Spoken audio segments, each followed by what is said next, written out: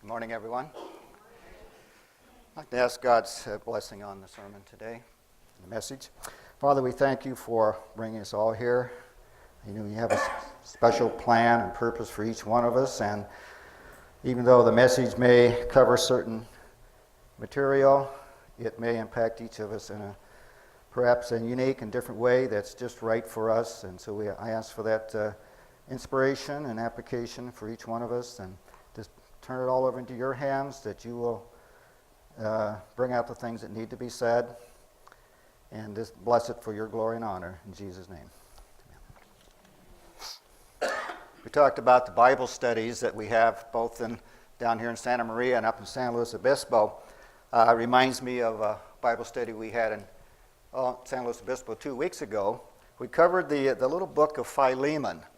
And it's not a book that's covered very often, but it has, as we found out going through it, some very powerful information, powerful message for us. And something that stood out that I had never noticed before. It's one book, and though there's only so many verses, I'm not sure exactly which one it was, but I'm focusing on the one that had a special impact on me, and that was verse 21 in Philemon. And this is Paul speaking to Philemon. He was a friend of him. This was actually a very personal letter. It wasn't meant to be published and sent to all the churches, but God decided that needed to be done. And so he addressed some very personal things to Philemon, asking a special favor for him. And verse 21 just stood out. It said, talking to Philemon, Paul saying, "Having confidence in your obedience, I write to you, since I know that you will do even more than what I say." So look how much benefit, how much respect, how much honor he was actually crediting Philemon with, that he would accept Paul's plea and actually do even more than what he's asking. I mean, it sounds like some great salesmanship, but it's also a lot of tact and showing a lot of respect for his fellow Christian. And as you notice in studying the letters of Paul, he uses this approach quite a bit in addressing the churches or individuals like Titus and Timothy, churches in Corinthians. He uses a phrase similar to this, which is found in 1 Thessalonians 1, verses 2 to 4. He says, "Grace to you and peace from God the Father and the Lord Jesus Christ. We always give thanks to God for you, because of your faith and the love you have for each other. We speak proudly of you among the churches of God for your perseverance and faith." Again, just giving them tremendous credit and respect and honor, and very tactful in addressing these people, fellow Christians, and who have the same hope that we all have. So that inspired a thought in my mind.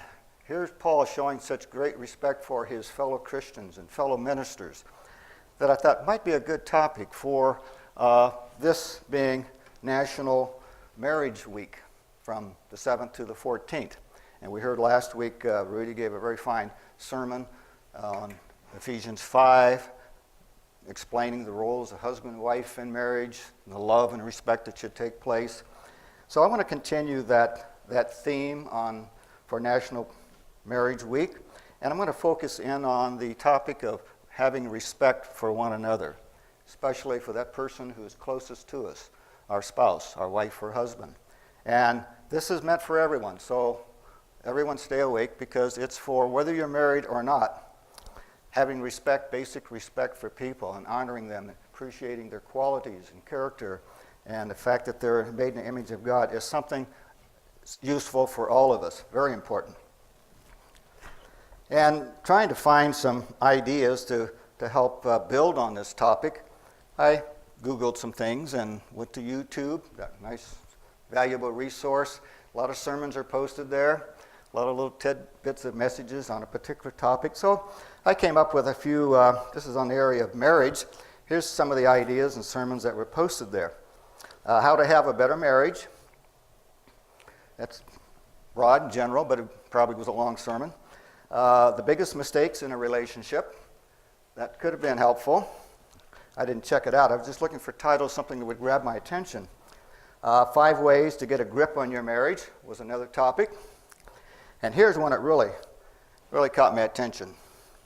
It said, "Wives, treat your husband like a king." I said, that's great. So that's something I can go with.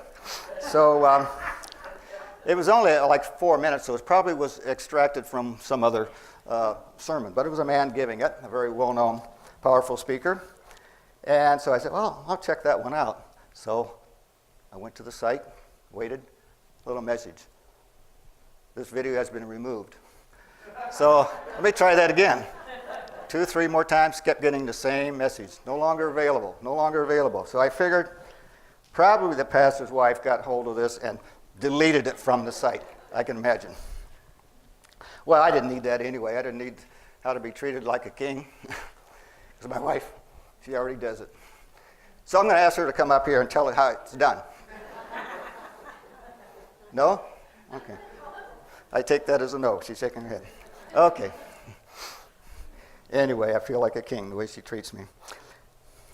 Ephesians 5, as we covered, it was covered very well last week by Rudy, talks about love and respect in the marriage relationship. And sometimes when we say the word love, it seems way too broad. It's just a huge, the magnitude of the word love and how it's applied can be too general and way too broad. You know, love the world, love your spouse. Okay, what does that mean?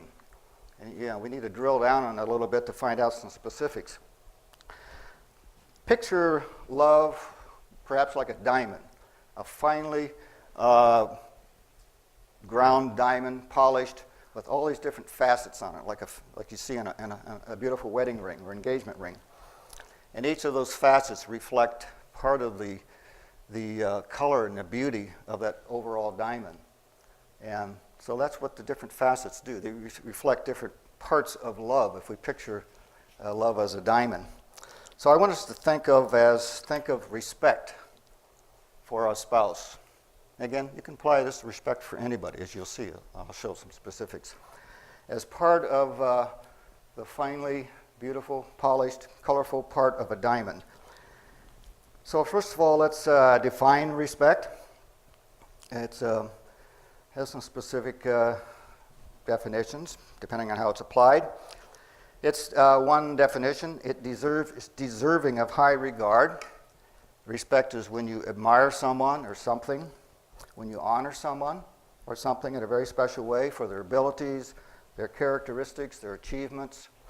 In other words, their importance and value as a person to you and to God. I read a book recently. Actually, it's a book I've had in my library for a long, long time. I had to dig deep to find it, and because I knew it had some specific things that would help in developing this topic.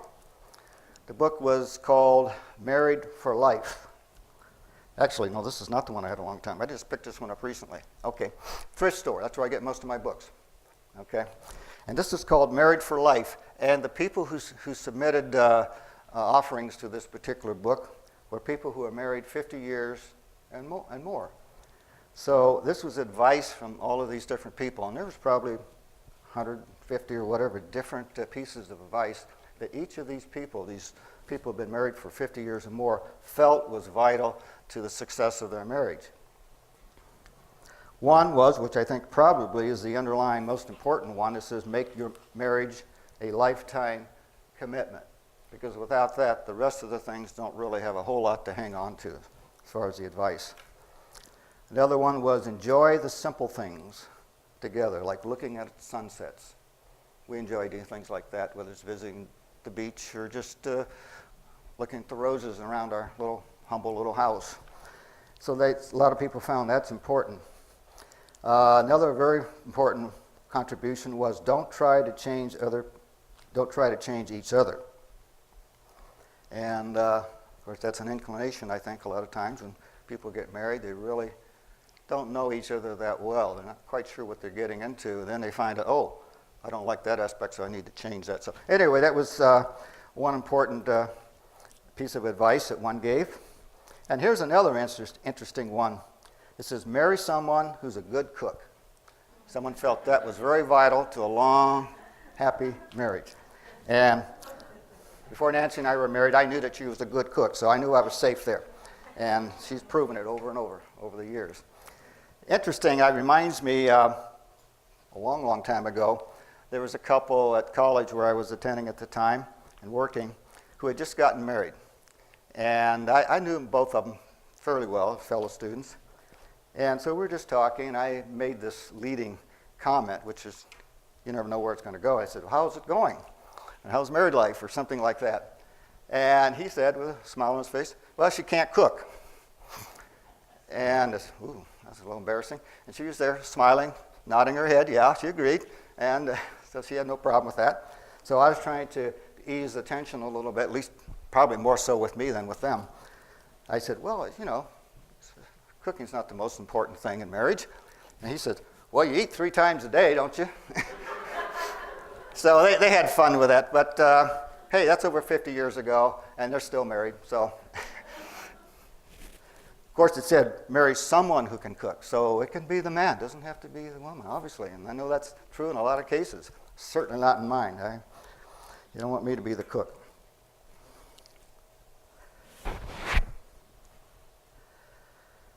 Okay, get down to the crux of this. I want to focus in on this aspect of love in a married life. And that's, and this is one of the key things that was given also in the same book of those married 50 years or more. It said, always respect one another. And I can't emphasize that enough. And that's what the whole message is going to be about in different forms of that, of showing respect for one another. This is something that married couples need to be reminded of. You wouldn't think you would have to, but we do.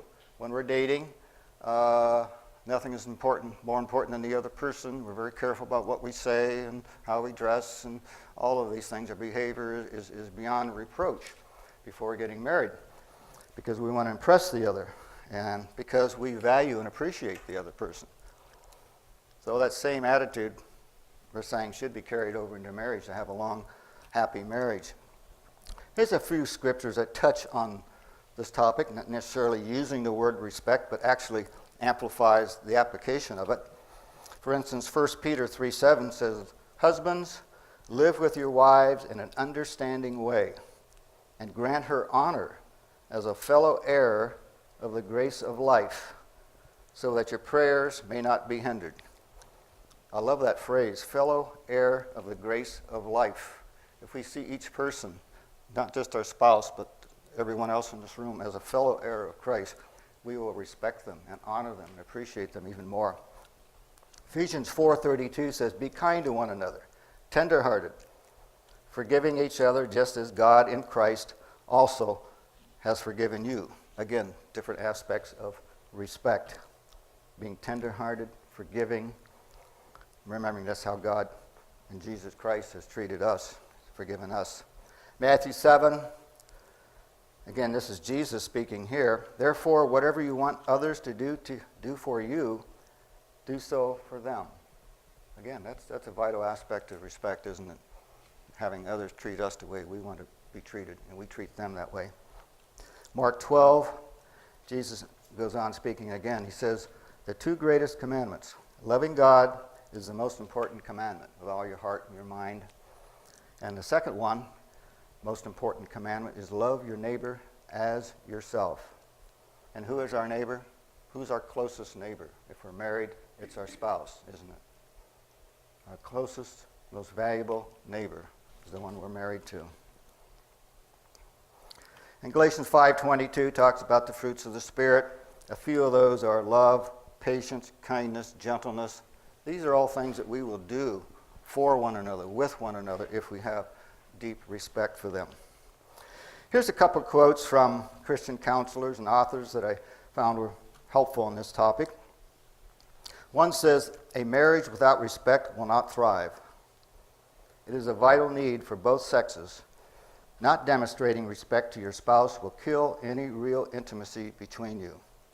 Without respect, you cannot be and feel connected to each other. And this next one is a little bit longer, but helps amplify the meaning of what respect is for one another. Respect is absolutely essential for husband-wife relationships to work. Love without respect is dangerous. It can crush the other person, sometimes literally, To respect is to understand that the other person is not you, not an extension of you, not a reflection of you, not your toy, not your pet, not your product. In a relationship of respect, your task is to understand the other person as a unique individual and learn how to mesh your needs with his or hers and help that person achieve what he or she wants to achieve. Your task is not to control the person or try to change him or her in a direction that you desire, but that he or she does not. So that pretty well kind of amplifies a little bit what respect is for one another. Here's some ways to show respect to your spouse. One is to seek out their opinion. Ask for their input on what you're working on, struggling with, or interested in. And it's like a counselor. We have those of us married have a built-in counselor right in our own home.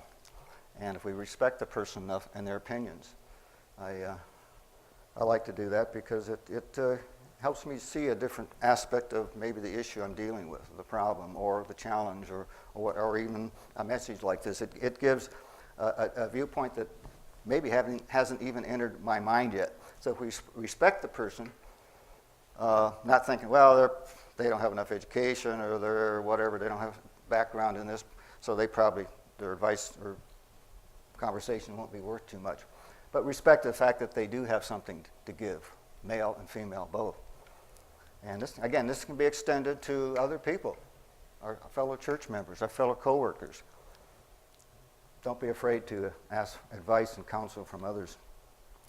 Another important way to show respect for our spouse is to speak well of them in public, including the social media. And be surprised what we see in the social media is the way people speak about each other. A lot of it's in joking, kidding, but sometimes it's hard to delineate kidding and joking when it's in the written form, because we don't maybe understand all the background. So something to really be careful when we post things about friends and relatives in social media. This is an interesting way of posing this next issue here. Study your spouse. How do you study your spouse?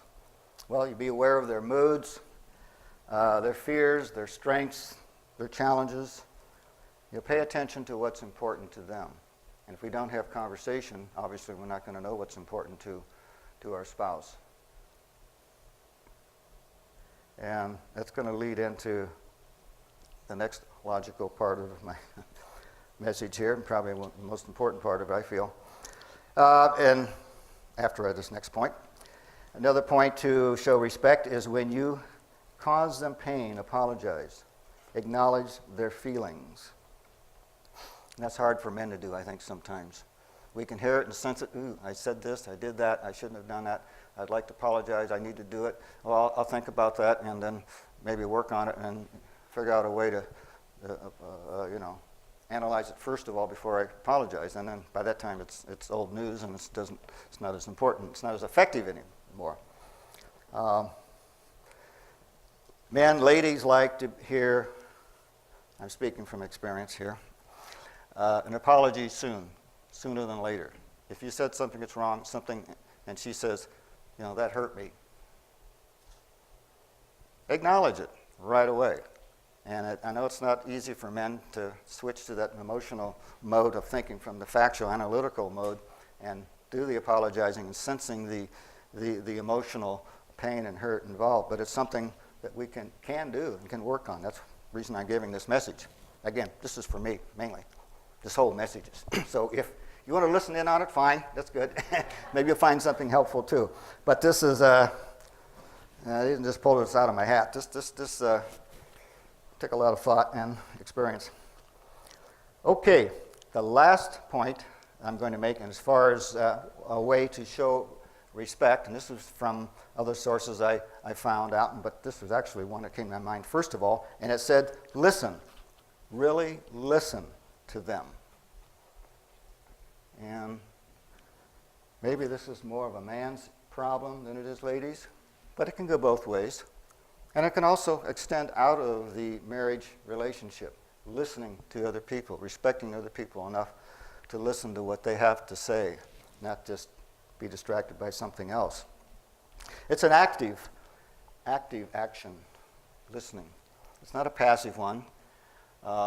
It's hard to do it while we're trying to do something else, whether it's interrupting or checking the emails or watching TV or whatever. And no matter how much we think we can do these things, it's not very effective. And plus, it doesn't show respect for the person that's speaking. So I want to spend the last part of this message on becoming a better listener, and to show, and remember, it's for everyone, not just married people, but especially important and vital to married people, because we're listening to the most important person in our lives when we're listening to our spouse. Here's a quote from a book called Love as a Couple by Chuck Gallagher. That's one of my really old books I pulled out of my library. I found this interesting. He says, "We make listening so much less than it is.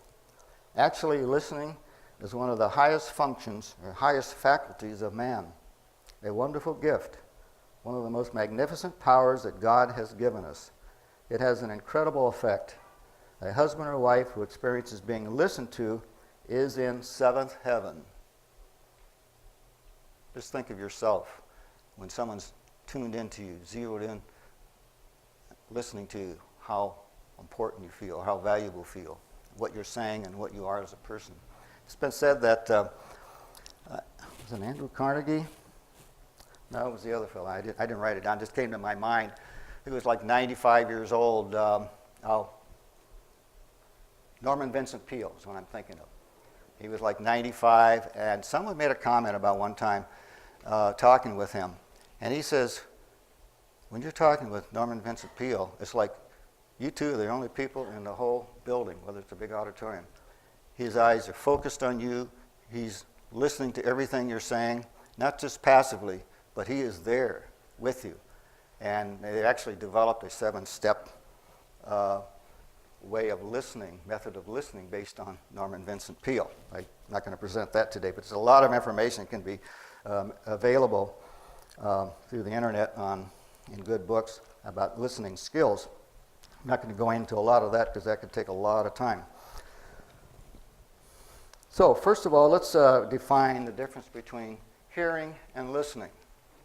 It may not seem that obvious at first, but I've had it brought out on a number of occasions. Hearing is basically being aware of sounds, maybe words, but not really understanding or following the whole conversation or all that's being said. You're just hearing stuff.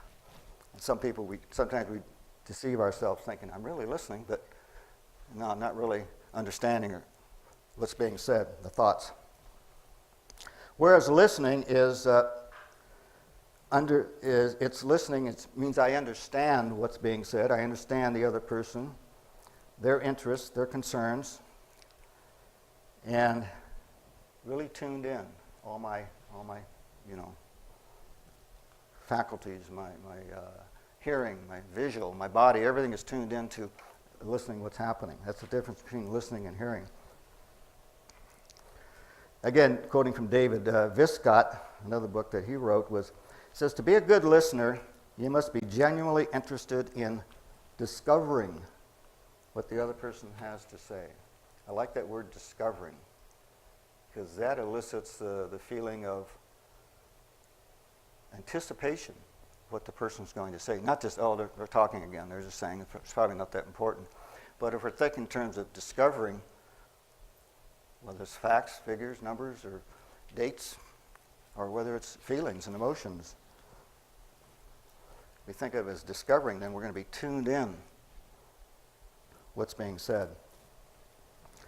James 1:19 gives us a really beautiful formula for listening. He says, let everyone be quick to hear, slow to speak, and slow to anger. It sounds almost like an equation. If you're quick to hear, you're hearing. You add being slow to speak or respond equals no anger. Let's think of that a bit. Chuck Gallagher again makes an interesting comment on this. He says, why do we fight? It may come out that fights are largely caused by a pattern of not listening. Listening is a great preventative medicine for fights. You might think about that, some of the experiences you've had where little discussions, heated discussions, developed because of not listening carefully or maybe not understanding. A lot of it's understanding as well and needs to be amplified. But again, that's all part of listening. We're tuned in. We're asking questions we don't understand. But yeah, personally, I've experienced that as well. Misunderstandings because of not listening, and you got a little heated confrontation. Okay, I'm going to focus in on this aspect of listening, bring it a little bit closer to home, especially for us men. And it could be ladies as well. It's not exclusive, but it tends to be more of a male proclivity, and I, again, including myself primarily. If you've ever been listening to your spouse, men, to your wife, and they're talking along, and then you stop and ask a question because you're hearing part of the conversation but not getting it all, so you ask a question to clarify, and she just says, I just said that. I just told you that. I got caught, that's embarrassing. Busted because she said that, and because I was tuned out for a second or so, distracted, I asked a question, which was really stupid because it was answered before I asked it. Anyone ever experienced that? Huh? Nobody. I guess I'm the only one. Okay. And then, us men, giving you wives some little insight here, we develop some defensive mechanisms when after getting caught a few times of not listening and answering, saying some stupid things because we didn't hear properly, we just remain quiet, figuring, okay, when she gets through, I'll probably fully understand it somehow. Maybe she'll summarize it up and I'll get all the details I need out of this conversation. So, but they're smarter. Our spouses wives are smarter than them. Sometimes we may give them credit for it. If I'm quiet, she's going to think two things. What? He's really thinking deeply about what I'm saying. Or he doesn't have a clue what I just said, and he's trying to cover himself. Believe me, I know, I've tried them. And it comes back to bite. And so I learned early on in marriage, after getting caught in this, my wife reminded me of this recently too, just in the context of this message. When she was aware that I wasn't listening, I would say, I can't get away with anything with you, can I?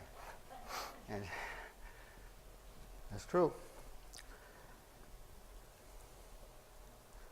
In fact, I've been dealing with this for some time and trying to improve my listening skills. So a couple of years ago, I normally don't make New Year's resolutions, but this year there were 3 things that I really wanted to work on. So I actually summarized them in one word for each of the 3 things and wrote it on my little calendar by my desk so I could look and continue to write those 3 same words each month of the year. So I remember what are those that I'm trying to work on and then, value myself.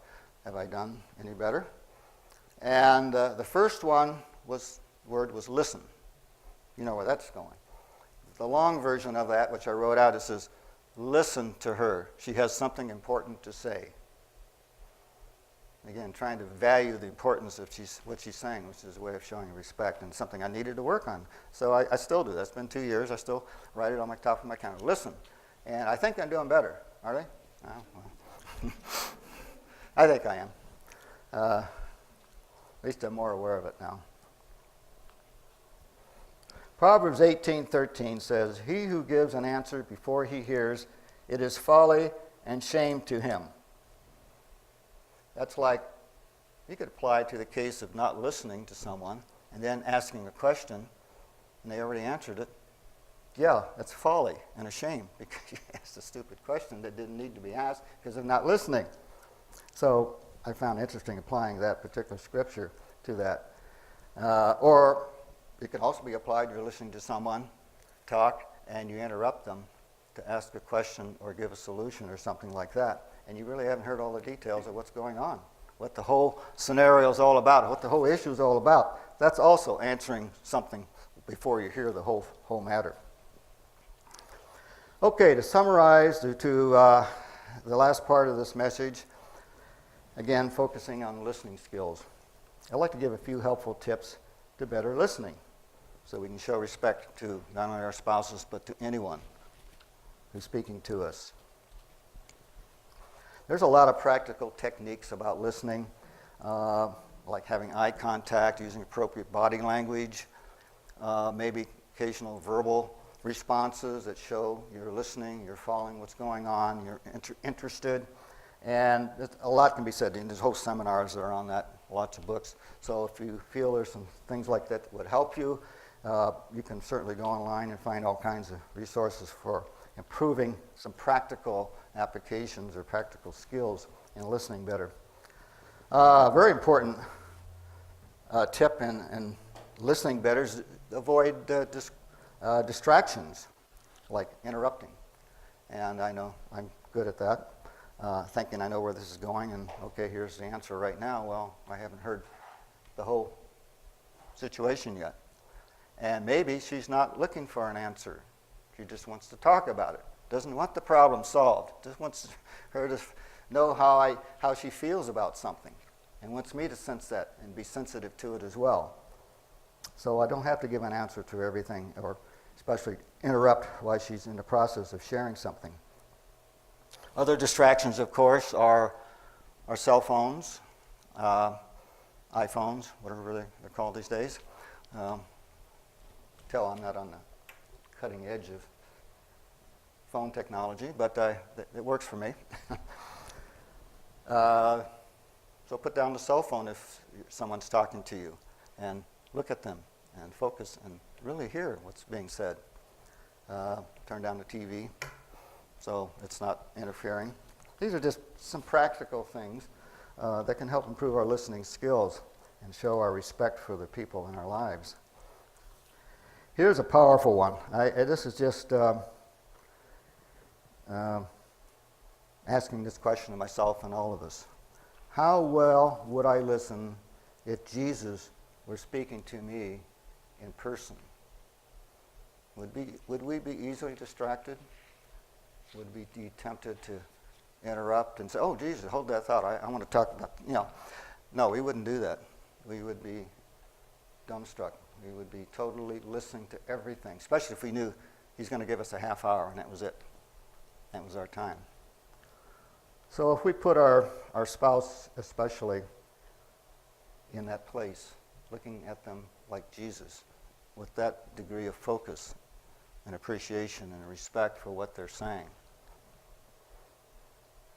it's going to be a great benefit to them, and as well as us as well, because we benefit from getting facts maybe that we wouldn't have got otherwise, especially improving our relationship. Yeah, listening well is a tremendous opportunity to show respect to the most important person in our lives. So when I make a sincere effort to be a better listener, it's just one way to show respect to, as I said, the most important person in my life.